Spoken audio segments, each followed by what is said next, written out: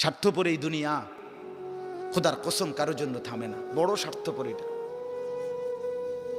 আগের গাড়ির 3 জন প্যাসেঞ্জারও যদি রক্তে ভাইসা যায়, মইরাও যায়, পিছনে জ্যাম বাজলে এরা শুনতেছে যে সামনের গাড়ি অ্যাক্সিডেন্ট করে 2 জন লোক মরে গেছে, এরা এরপরও চিল্লায় যে পুলিশ কই, রাস্তা ক্লিয়ার করে নাকা, মূল্যে মরছে না মূল্যটি সরাও। কারো হাতে সময় নাই। স্বার্থপর এই দুনিয়া, কারোর জন্য থামে না রে বাপ। হ্যাঁ, যেদিন বাপের জানাজা পড়ে, যেদিন বাপের লাশ কবরে দাফন করে, সেদিনও বংশধর সন্তান ছেলে মেয়ে ঘন্টাখানিক 2-4 ঘন্টা কাইন্দা কাটটা হইলো, রাতের বেলা ঠিকই ভাত খায়। হ্যাঁ, খায় না?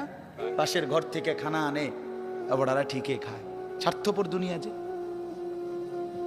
থামে না রে ভাই, থামে না দুনিয়া। ওই জন্য আমাদের কারোর জন্য থামবে না।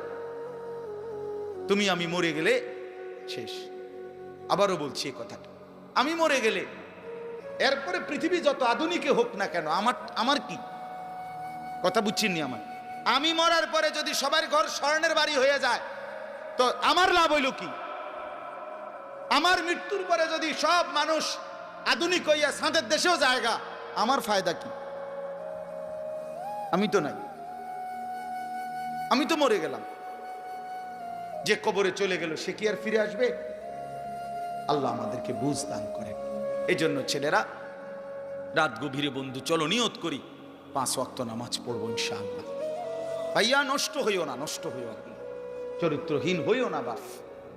আমার একটা শেষ অনুরোধ, তোমরা ছেলেরা যারা, তোমাদের কাছে আমার শেষ আবদার, তোমরা সবাই জানো ভাই, ওই যে গাজা, ফিলিস্তিন, লেবানন, বিশেষ করে গাজায় মুসলমান মা বোন, এতিম বাচ্চা, মুসলমানের রক্তে আল্লাহর জমিনটা ভাইসা গেছে।